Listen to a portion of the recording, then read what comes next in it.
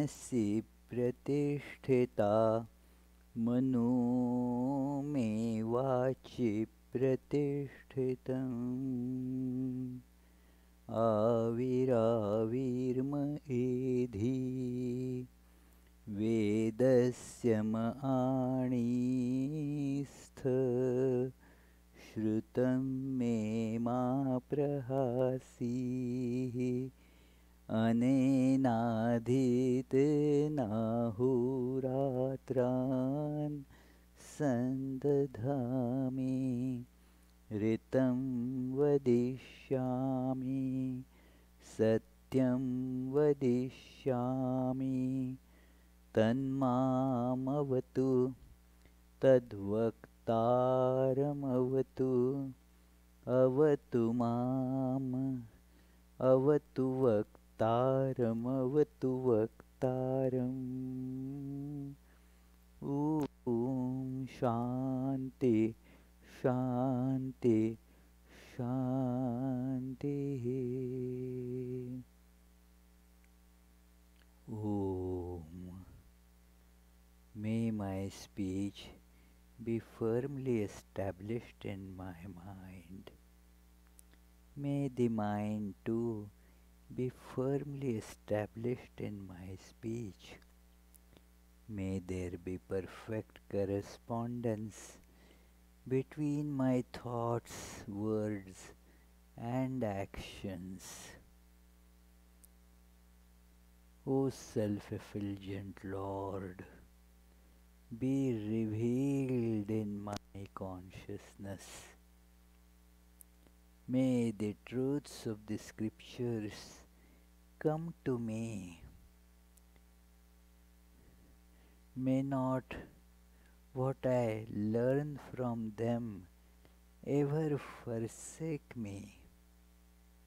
Let me live my life day and night according to their teachings. I shall speak what is appropriate. I shall speak the truth. May that protect me. May that protect the teacher. Om, peace, peace, peace.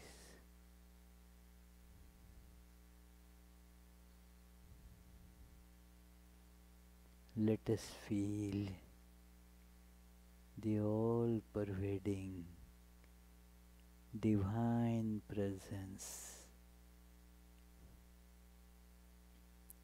like the infinite ocean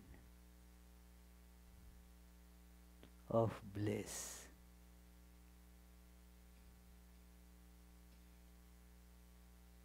And all of us are like little ice cubes floating on that.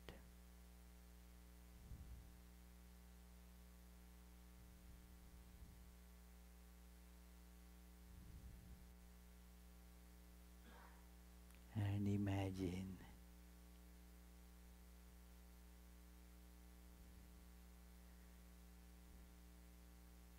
my ego, this little ice cube, is dissolving in the infinite, luminous, blissful ocean.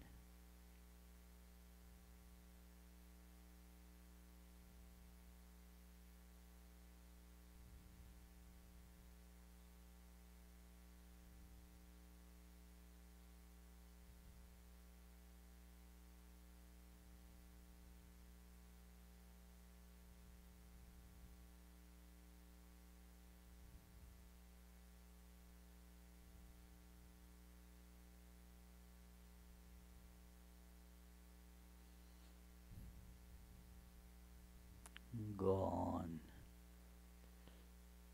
is the separation.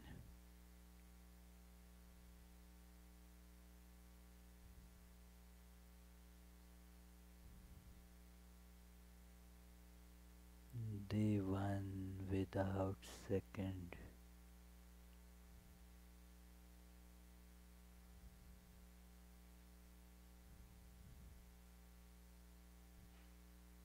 the self-luminous, ever blissful ocean of consciousness, beginningless, endless, that alone is.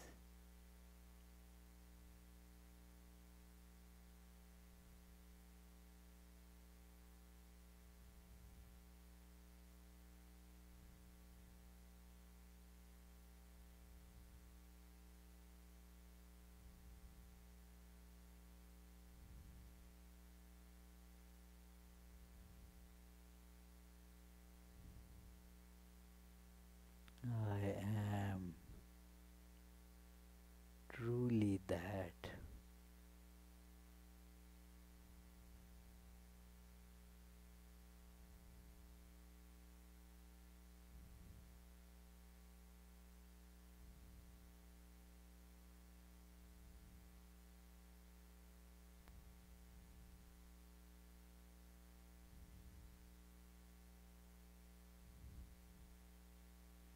Dissolved in it, I am ever free. I am perfect.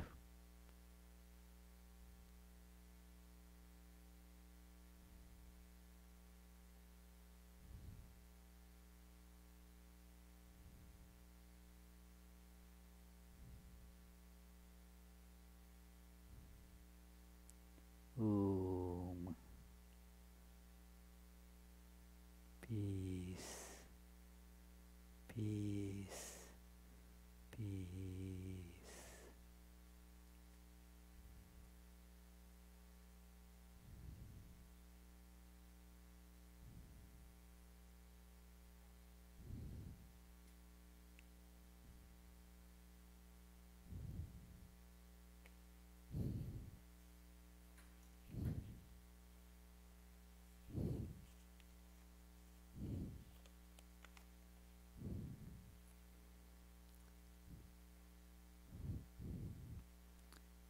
So, dear friends, let us begin today's discussion on this, a very special, unique biography of Sri Ramakrishna, which describes both the physical actions, but more importantly, the intentions, the attitude with which those actions were being performed. And let us begin that with our usual prayers. Om Tava Kathamritam Tapta Jivanam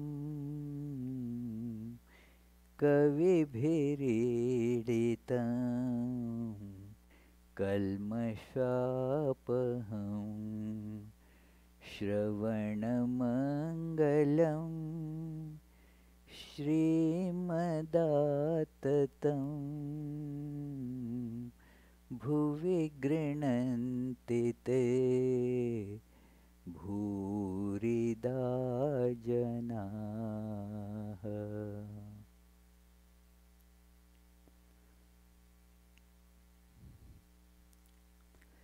In our last class, the topic was a continuation from the discussion of the three states of connection with the divine. We are all, whether we are aware or not, we are in and through connected with God. When this awareness of our divine connection gets awakened, then there are three stages, broadly speaking.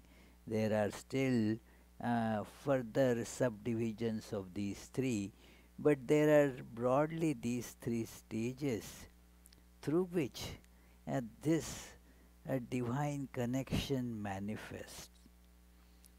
It is, each of us is divine, but then uh, when we are connected to the changing body and mind, we lose that connection. We forget that we are the consciousness itself. We are beginningless, endless, and immortal because we get identified with the changing body and mind. The body gets born, keeps on changing, and dies also. So identified with that. Now automatically identified with body is means I am born, I keep on shifting and changing. There are the old age diseases and all that, and then the body dies, so I also die. I am born, I change, I go through various stages, and then I also die. But this is because of the identification with body. When we remove this identification and still keep the connection, like I gave that example, it's a nice example because we all can connect to it easily, that you are connected to your car. You say, this is my car, I drive this, or I travel in this, but you do not feel that identification with it. Don't say that I am Mercedes, it is the car that is Mercedes.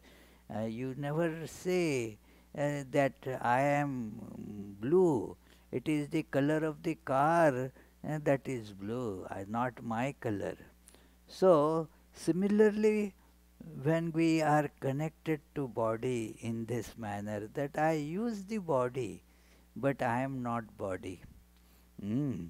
Just as the car, when you buy it, you get a connection with that.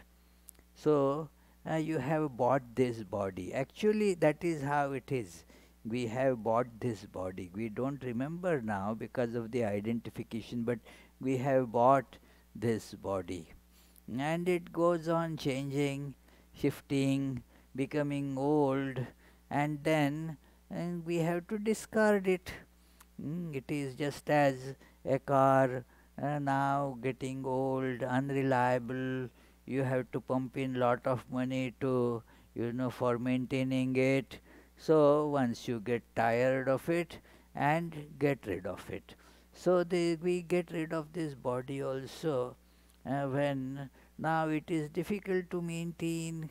You have to keep on, going to the doctors and all that to fix it, and you can't do many of the functions that you want to do.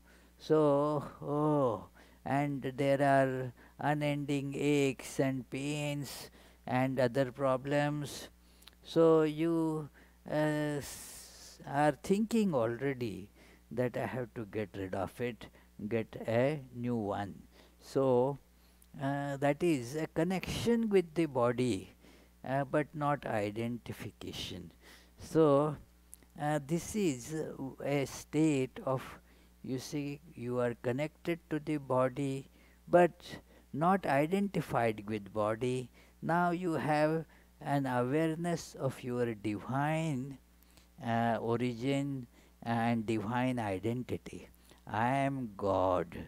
I am divine. Or actually, but how? Well, connected with body. So it is, then that is one type of connection. Then there is another connection, next level, more intimate, that you consider yourself a spark of consciousness and then think that yes, God is the whole consciousness, I am part of it. So then there is this another next level connectivity with God.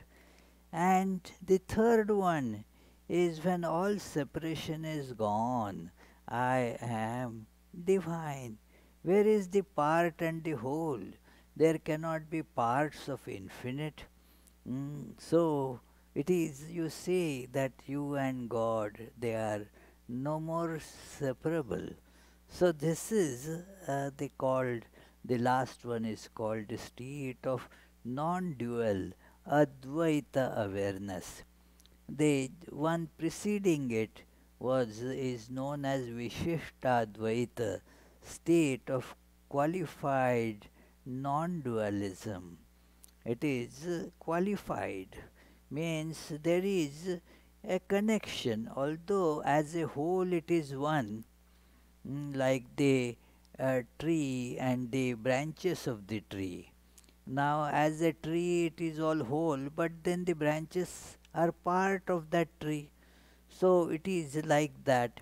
Each of us, as our body whole, but then there is my hand, there is my nose, there is my hair, my feet, and so forth. So it is, there are parts. So one gets that experience that I am part, God is the whole. Mm. And then when we have a connection with body, when we are working through the body, then the body becomes the connecting tool, as it were, and so there we are, the servant. Each of us is a subservient to God. It is, we are separate from God but connected, like the car, and we are connected but separate. So it is, you never think that car is your part. It is an instrument, a tool that you use, that's all. So this is where the three different states that Sri Ramakrishna explained by giving the example of Hanuman. That Hanuman, when asked by Rama, Hanuman is a close associate and servant, very faithful servant of Rama. No sacrifice is too great for Hanuman for the sake of Rama. One command, one just suggestion from Rama was enough for him to lay down his life in the service of his Lord. Such dedicated servant. So Rama asks him that in what attitude do you think of me? What is your awareness about me? And Hanuman, and the greatest amongst the wise, Buddhimatam Varishtham, replies that when I think of myself as the body, Deha Buddhya tu dasoham, when I think connected with the body, then I am your servant. You are the master, I am the servant. You are the controller, I am the being controlled. You are the operator, and I am the machine that is getting operated. So this is how the connection functions then. Jiva buddhya tvadanshakaha, when I consider myself as an individual being, then you are the whole, I am the part. Jiva buddhya tvadanshakaha. That then that is how our connection is. You are the whole, oh Lord, I am your part. And when I think of myself as the immutable self, when our awareness goes a little deep, then what do we see? That the self is never born.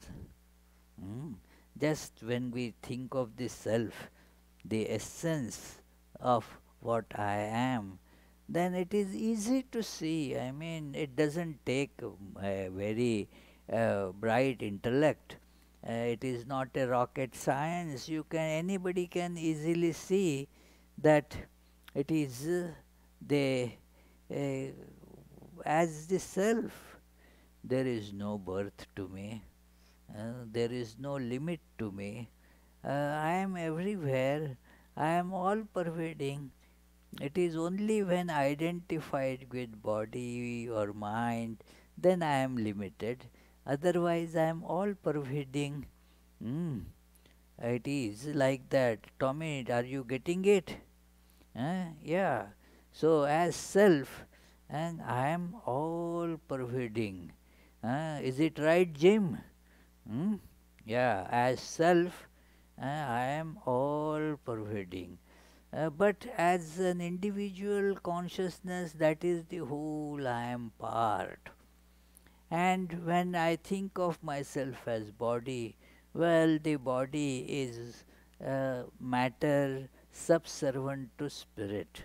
So it is just a tool, and God is the operator of this tool. So these three types. So Sri Ramakrishna would experience all these, and therefore he also did not even think that they are contradictory to each other. It is a long standing misunderstanding that it is these three are contradictory to each other. There have been lot of very intensely thread, the hair splitting arguments of various commentators that showing that the non-dualism is superior to qualified non-dualism, and this is superior to that, this is real, that is not right, that is wrong, that is blasphemous, what not. If you read the different commentaries, you will see that how they are at war with each other. Sri Ramakrishna said they don't need to fight against each other. They are the different stages of spiritual evolution, and all are not only necessary, all are real, all are good. One can experience all these stages as per the need. So, he was just to give an analogy. If somebody owns a 3-story building, think of that somebody is owning a 3-story building.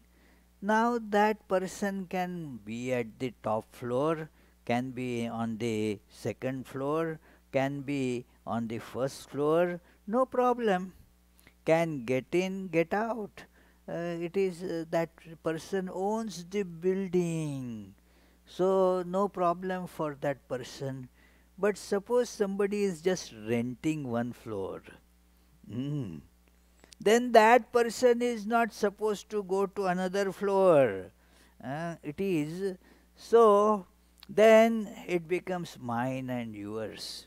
Sri Ramakrishna is the owner of this building of consciousness, and can therefore move on all these stages without any hindrance.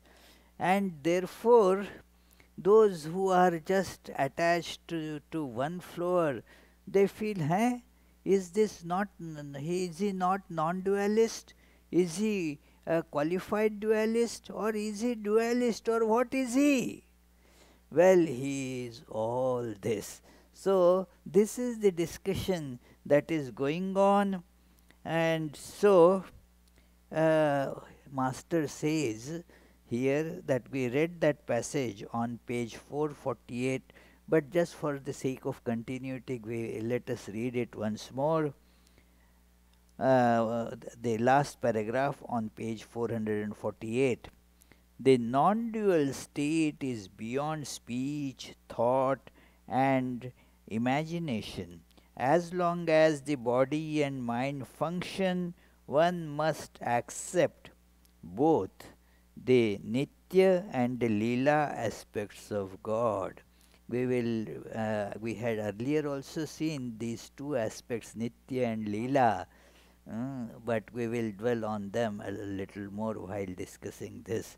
So it is a very interesting aspect, and it clarifies this idea of Vedanta so beautifully. Let us read. The master used to say, one who is a true non dualist becomes silent. Non duality is not a subject for discussion. As soon as a person tries to talk about it or explain it, the knowledge of duality creeps in. When there is thought or imagination, there is duality within the mind, and one has not yet attained non dual knowledge. In this world, only Brahman or the Nirguna aspect of the Divine Mother has not been defiled, like the food that has been touched by the tongue. In other words, no one has ever been able to say what Brahman is, the non dual, all pervading reality. What it is, when you talk about it, then you cannot talk about it, because it is, you think of it as that, separate from you. When you describe, it gets limited by your thought and your imagination. So it cannot be basically described. It is, one becomes silent because there is no other to talk to. It is, you see the same one reality. You don't talk to yourself. Of course, that is, sometimes we talk. I see many people doing to themselves. Nobody is there, but sometimes they move the hands also. It is, but does it sound familiar, Punita? Uh, uh, yeah, it is. Yeah. Yeah. Sometimes people, one gets a lot into it. Yeah. And then I saw one lady. I was staying at their home, and then uh, I saw her getting into the kitchen, and then I went there, and then she did like this. Means she decided what she is going to cook today. See, so she was speaking to herself. So this is, but this also, there is a sense of duality. You are not talking to yourself, but your mind is conversing with your body, your brain, and all that. So as it were, you are telling yourself. But when even that duality disappears, there is no scope for speech at all. All is just crystal clear. There is no need for any conversation. The thought itself doesn't come up. It is a very sublime, a very penetrating, deep discussion in Vedanta about the four stages of speech. Four stages in which the speech happens. One is when you are uttering words, even if you are not actually connecting it to your vocal cords, still just mentally, or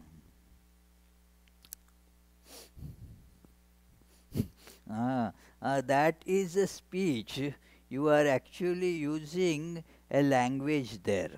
Without language, that is not possible. Either you are speaking in English or in some other tongue, but there is a language involved in it. You see, without that language, you do not have a communication even at that level, at the mental level. Although we call it mental, it is really physical level.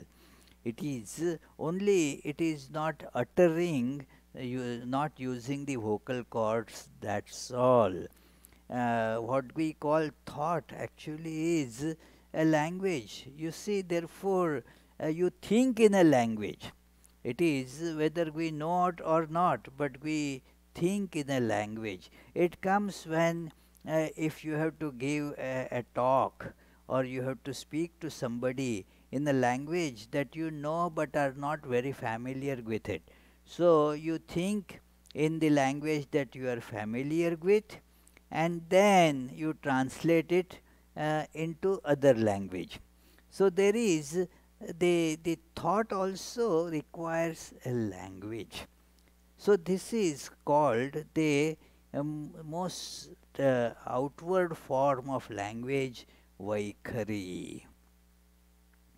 Then there is another language which is deep down, that is going on in the mind.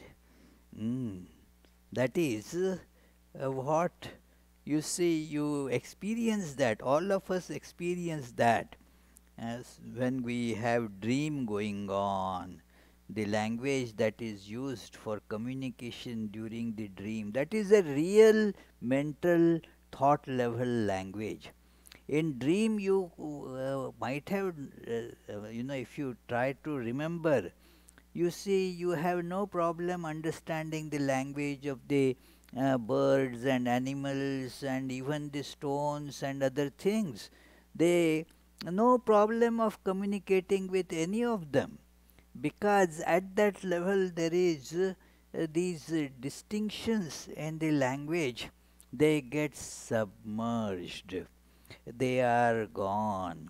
It is, they appear at the level of Vaikhari. To give you another familiar example, that when you see the animal crackers, people accuse me of giving this same example again and again, but it is a familiar example, so it serves the point. It explains the point. It serves the purpose, that it is, you see, uh, when you see the animal crackers, you see that the deer is different from a crocodile, is again different from an elephant, and different from a fish, and so forth. All these are different, distinct. So also our languages externally are different. I was in Kentucky the other day, and I could not understand the language, what they were talking about. And still it was passed for English, And then they also wouldn't understand this, our what we call English here in Rhode Island. It is where R's are not pronounced at all, and then some funny things are. So it is like that. So they are, even though we call them English, all these varieties are separate. The variety of say the other spoken languages, like I speak Hindi and Marathi and say other Indian languages, Bengali. So English, some people know 7, 8 languages. So one Swami a few months ago had come. He could speak a few European languages and quite a few Indian languages. So about 5 Indian languages he was expert in, and then English, French, Italian, Spanish. He was well versed with those too. So now these are different languages. So if you know only one of them, you don't understand what the other person is speaking. So it is that is a difficulty in America, that it is if you are speaking three languages, you are trilingual. If you are can speak two languages, you are bilingual. If you can speak only one, you are American. So it is. So that is how it is. No other language is known to people. So it is. So you see they are different. What to speak of the languages of other animals? You don't understand, so you imagine that it is whatever you think it is that they are saying, and they may not be saying that, but it is because we don't understand what they are talking about. We put our own imagination on it. So that is how these languages are different. Like the animal crackers are different in shape from each other. But go to the level of dough. Before they were cast in different molds. Now they are same. So that is exactly at the level where we are in dream, the real mental language there, when we are disconnected from body. In the dream state, your connection with body is suspended. Therefore, although body is lying there on the bed in your room, you are, riding an elephant or some other very funny creature, and is traveling on some other planet in some other solar system and all that. So, no problem in dream. You understand the language not only of the creatures on all those planets everywhere. Everything is because now the language has come to that dough level. Now the elephant and the tiger and the crocodile, deer, whatever animals you think of, they are all same at dough. Mm. Is it clear, Emily? Huh? No? Okay, yeah, so good. Yes, you can now you can speak in English language, clear English language, because now I won't understand the mental language. So it is now this is called Madhyama, the medium level of languages. That it is Madhyama means the middle. It is middle level where the thought or the mental functions are there. So there is the huge variety of the thought, the variations and all are there. It is very rich at that level. Only a part of it gets expression when we put it in a particular mold. So, at the level of mind, that is called a madhyama, the language that you use in dream. That language is present even when we are actually using another regular human language. But now its scope is only that much limited. It is like that. So it is just to give another example, that I had prepared a nice document, that a picture and so forth with lot of colors on the computer, and now I sent it to printer. That was only monocolor, black white. So now all the colors, they did not get printed because of the incapacity of that instrument. So all the various deep, subtle, and those emotions and thoughts at this level of mind, they only get partial expression when connected to this brain. Our body means the brain basically. When the mind functions through the human brain, it can find only very limited expression defined by that structure of the brain. Nothing more than that. So, this is Madhyama.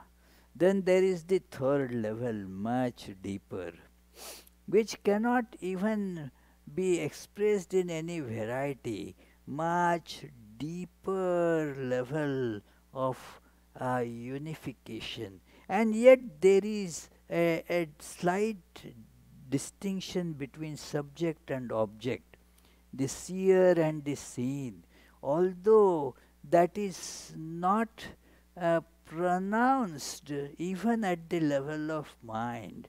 There is the existence. It can be compared, just to give an analogy, it can be compared to the state of deep sleep. That in the deep sleep you are there, but you are not aware of it. There is no this separate awareness functional there, but you still are separate from the world. Therefore, your sleep does not become somebody else's sleep. If Vishwanath sleeps for 8 hours, that doesn't mean Yogatmananda sleep. I may be awake, he might be asleep. It is like when I give lectures, many are asleep, but I am not normally. It is that it is, yeah. So it is, so I am still separate there. And is it clear, this point? I am separate, but that separation cannot be described even at the mental level. That, okay, what were you doing? I don't know. In dream at least you can have this variety. Yes, I was riding an elephant with 9 legs and all that. But it is there is no description for the deep sleep. It is all a kind of unified experience. You can only say, I was blissfully asleep. So you feel a sense of happiness in deep sleep, which really exceeds any other happiness that one gets in this world. And this happiness in the deep sleep is a recharging happiness. All the other things that you do for pleasure, let us go for skiing, let us go for that James music concert, or you go somewhere else for a dance, or go for a feast. All these things that you do to get some happiness. After that, what happens? You feel tired and want to do what? Sleep, because that is where you get recharged, rejuvenated. You feel really happy. I was blissfully happy. So, that happiness is of a different quality also. It was just coming from within. You were not in touch with any particular pleasant object there. That happiness was just coming, that bliss was just appearing from within. So, only that much you can say about it, no other variety. So, this is called the state of Pashyanti. That language at that state is Pashyanti. that there is a separation, and so there is possibility of communication, because two are there, then there is communication. So there is communication, but no explicit details can be shown in that. It is just a unified whole, not discernible. Like if I give somebody that USB drive with 10,000 hours of music. Ah, there is the 10,000 hours of music in this small that chip. Hey, where is this song on this chip? Where is the other song? Where is no, those that 10,000 hours maybe with millions of songs. You cannot show a song separately on that, but that separation is there, all submerged into that one. It is so that is called the level of Pashyanti. Then there is the level of para, where all divisions are gone, everything is merged in one. Now there is no need for communication, there is nothing to communicate with.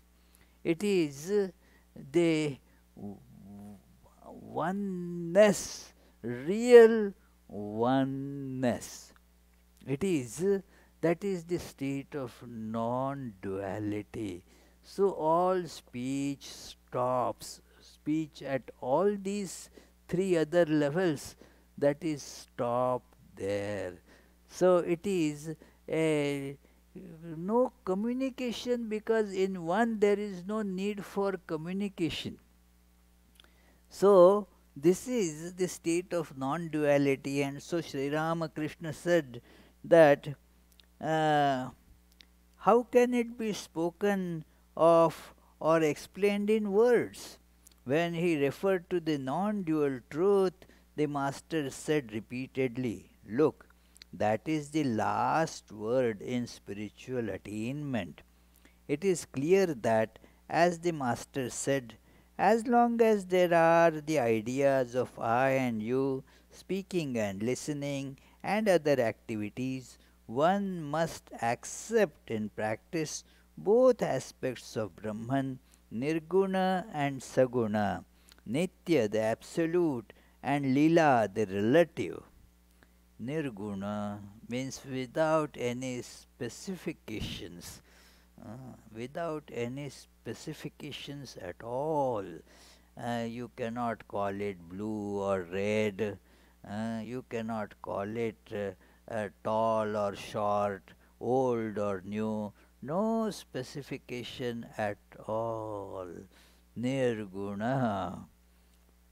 And then when that is connected to the mind, then there is the variety, and then it has the aspects of that variegation.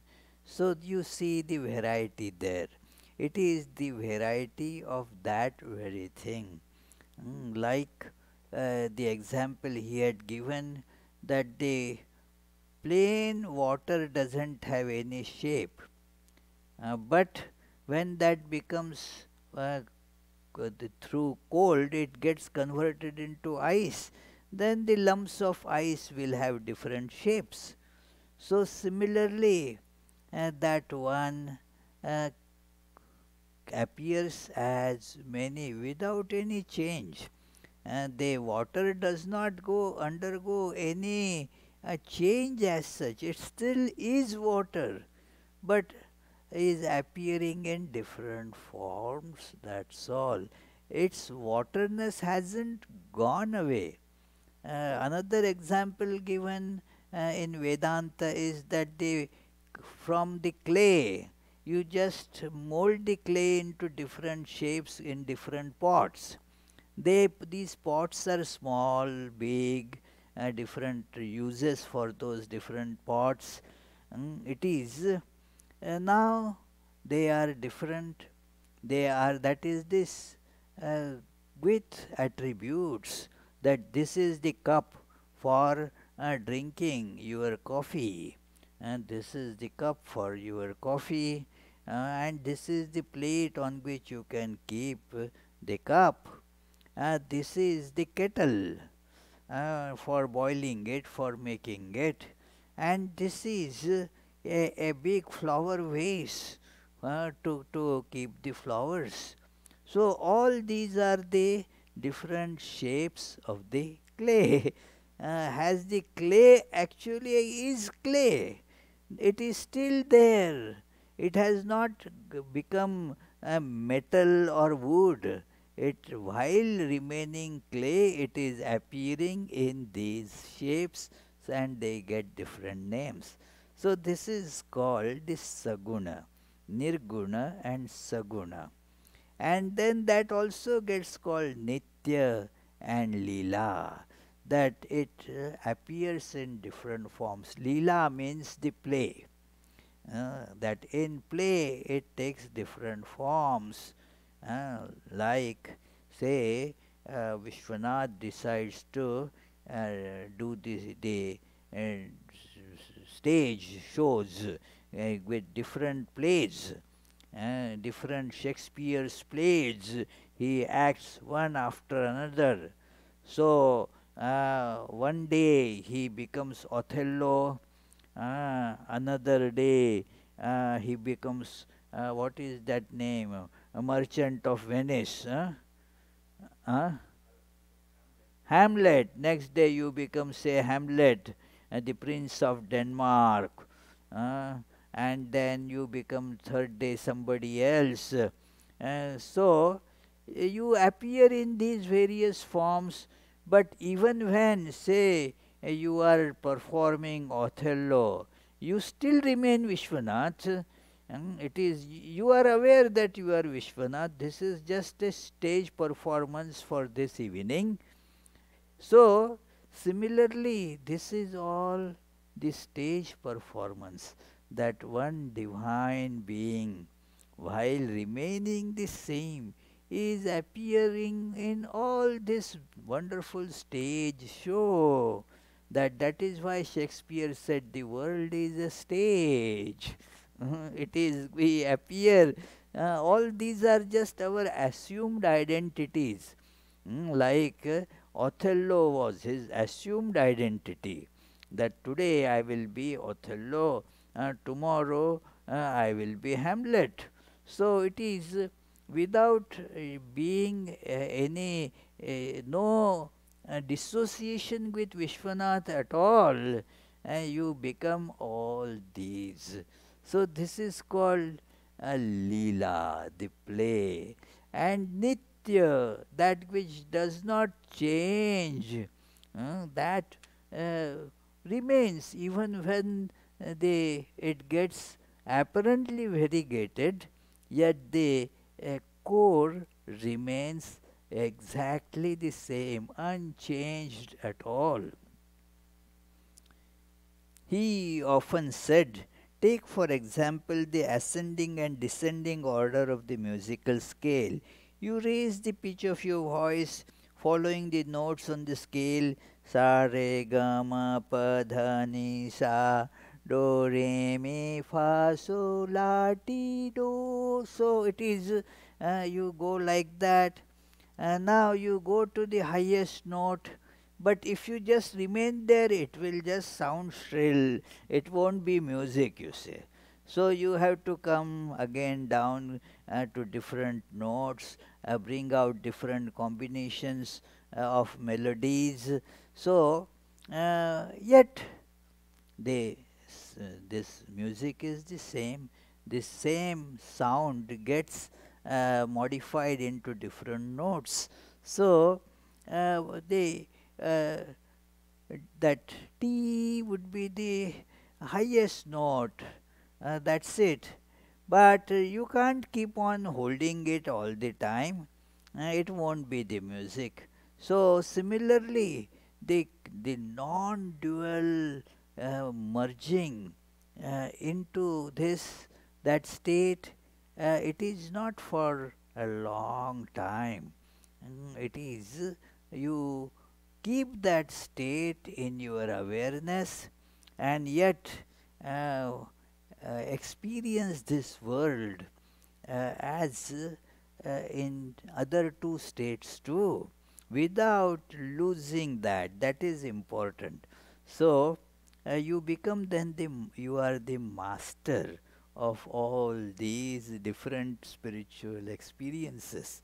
You can go from the lowest note in the lower octave, uh, first note of the lower octave, to the that do of the third, fourth octave. You can easily move between all these notes as per the requirement of the melody and create music like that. So this world is a symphony. That same divine is appearing in all those forms. So, this is how Sri Ramakrishna said. Again, take a bell fruit. Now, that fruit is not available or seen in this northeastern region. In America, you find it in places like Florida, somewhat warmer places. There are trees of bell. This fruit is there is the hard shell. The shell is very hard. So there is a saying in Bengali, bel pakle kaker ki, means even if that fruit is ripe, the shell still remains very hard. And so the crow has nothing to do with, can't break it with the beak, you see. So even whether it is ripe or raw, the crows don't go to meddle with that, because it is too hard a shell. So therefore, for human beings, yes, there is that when it is ripe, they can break and eat the pulp inside. But for crows, it doesn't make any difference whether it is ripe or raw. So this fruit, now the pulp is to be eaten, but there are the seeds, and then all those, that thready matter, and the outer hard shell, that is not edible as such. So when you say that I ate a bell fruit, what you refer to is that pulp that you ate. And the other things you discarded, but when you weigh that fruit, all these three are included in the weight. That when you go to buy, it is like that. You buy the whole thing. I was asking our Vishwanath that, well, that avocado, you bought avocado, huh? Yeah, avocado. Then you buy it by weight, say how much, how many pounds that you got. But of that, we don't eat that pit inside. We don't eat that skin. So why don't you just get the weight of only that pulp that we eat? That is now not how they sell. They sell the whole avocado. So it is like that, the names and forms in this world. The names and forms, they are transitory. They are not really the consumable things. They are to be discarded. Mm.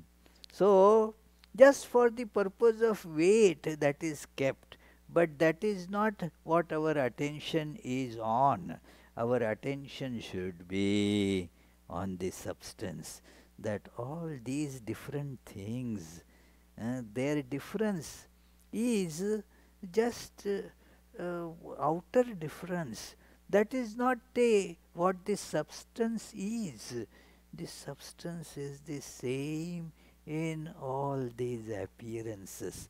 So that is the knowledge that one should keep as tagged in our day-to-day interactions. That although I see the differences, I respect the differences.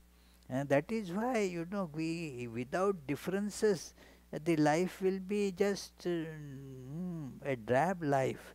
You have to see this same face all the time. It is your face, somebody else's face, all will be same. Will it be will not be very boring, Vishwanath? It will be terribly boring just looking at yourself only. So it is terribly boring. So there is variety, but the variety is only external. Inside, the substance is the same. So this is what he says, that there are the parts of the bell, that fruit, bell fruit, the skin, the outer shell, the seeds, and then all that other things, the shreds, they are not edible. So they are removed, and the sweet pulp is consumed. So your attention is on that sweet pulp. So these outer things, that a person's appearance, that person's skin color, age, gender, and all those things, they are the external manifestations. They are not really the part that you are interacting with. What you should see is that God is appearing in all these forms. That is when we can see like that, then one becomes a saintly person. God is in all these forms. That is how Sri Ramakrishna's awareness was. So, we shall continue with this discussion. It continues for another page or so before changing the topic. So, we shall continue with that. Today's time is more than over. So, we shall do some short 30-second meditation, and after that, if you have questions, you can come up with them.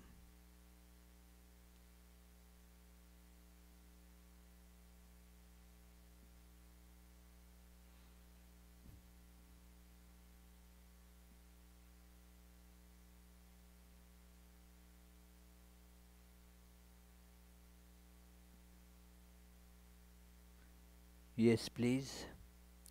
Okay, Abhijit, you ask first.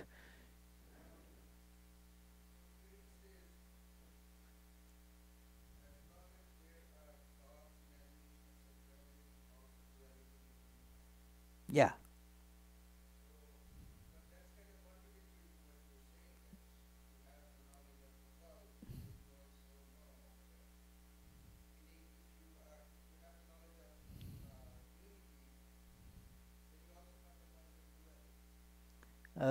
Yes, but that is not contradictory. Your question is that there is the knowledge of unity, and there is also the knowledge of duality, but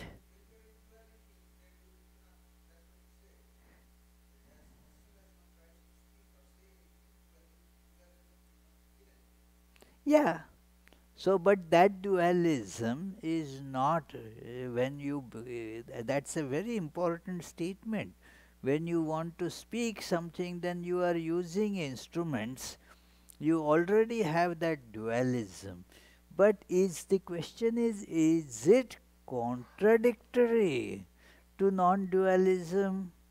It is not contradictory to it. It is an expression of non duality through the speech. When you use speech, then it becomes dualism. You are on a plane of duality. Instead of ism gives a different meaning, that it is like a doctrine. It is not a doctrine, but you have the experience of duality in that. That is how you can use the speech, you can use the thought. But that does not change. It doesn't have any contradiction with it. It is not a contradiction at all. That is the special contribution of Sri Ramakrishna's incarnation, as it were, the harmonizing the non-duality and duality and the various varieties of these doctrines.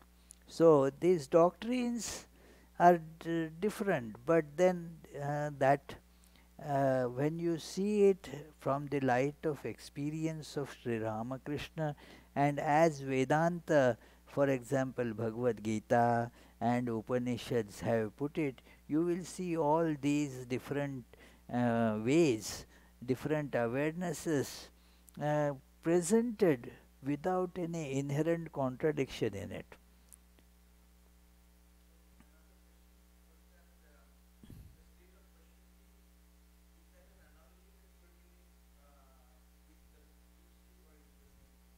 It is analogy. Yeah, it is an analogy. The analogy breaks because the state of Pashyanti is present. See, the state of dream, state of wakefulness, they are contradictory. State of deep sleep, state of waking, state of dream, the three are mutually exclusive states. But these stages of languages that I was speaking, that when there is Vaikhari, all the three previous, they are also present. When you are thinking of, say, Madhyama, the mental language, the earlier two, they are present there. When you are thinking of, say, only Pashyanti, the para is also present there. The uh, the subsequent stages of development, they assume the previous stages involved in it. It is like when you are seeing something that is a product, then the raw material is involved, it is present there. It is not taken out. So, but when I give this example, then they are mutually exclusive. Like you cannot be in the state of dream and in the state of waking simultaneously.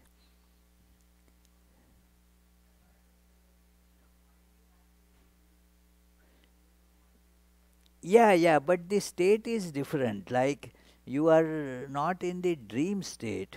So that's the example analogy is only up to that. Yeah. Yes, Charlie. Okay.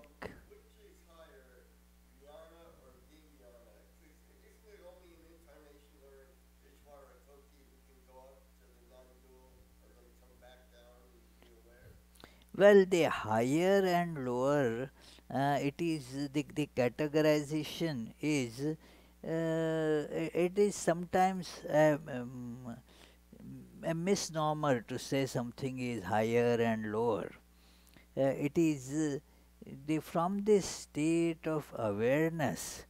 It is the state of knowledge is the supreme state, jnana, that all varieties are merged, but then there is no living with it. So when you live, you interact with people, then its expression. When you do it without losing that knowledge, it is called vijnana. Mm. So therefore, in our Indian languages, vijnana is the word for science.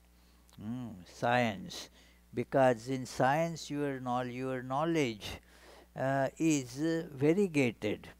It is different types you learn, but it is to be on the experimental level. So it is You can experience, you can experiment, you can prove, you can make various appliances with that. So that is how the same non-dual understanding or awareness gets expressed in all these interactions with people. That is, then it becomes vijnana. Yeah.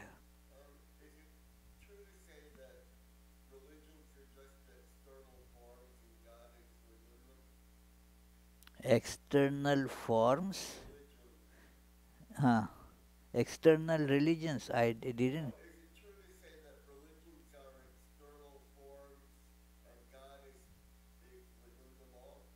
Of course, all are the different expressions of the same one divine principle. Yeah, correct. Yes, please.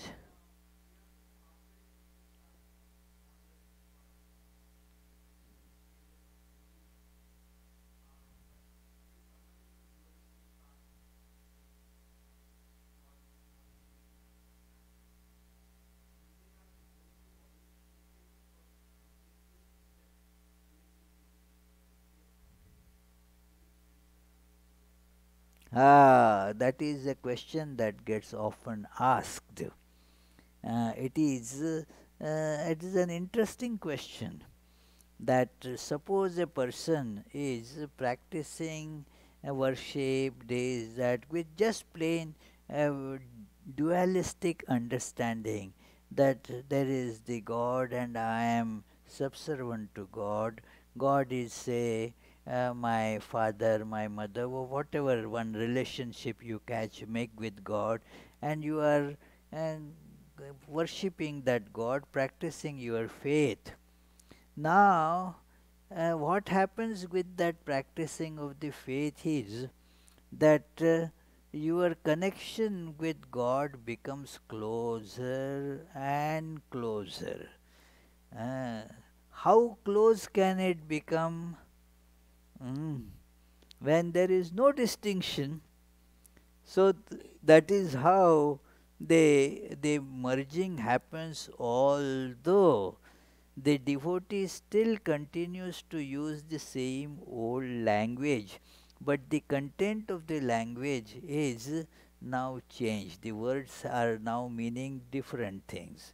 So that is how Swami Saradananda has shown in this this we had seen it earlier, that how a devotee starting with non that this dualistic attitude and is only thinking of God in that way, actually experiences the non dual reality, although would not go to think in those terms.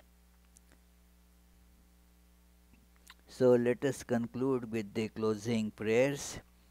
As you know, on 11th of next month, 11th of May, we will have a day-long spiritual retreat with Swami Atmajnananda of Greater Washington DC Center.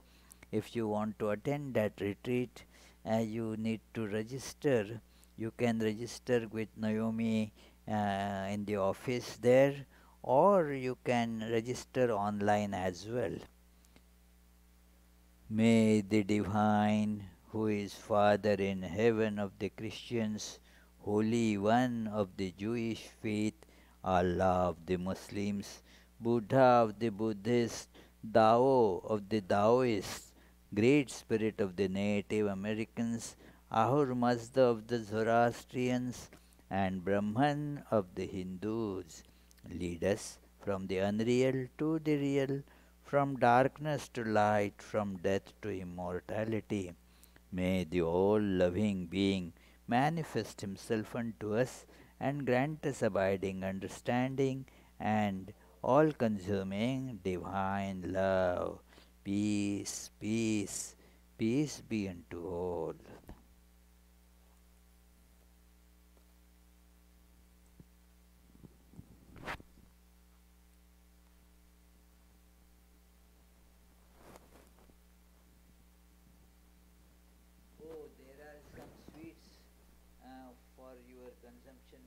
I just removed this because those sweets are not available for the web listeners, Those who are here only they can get it.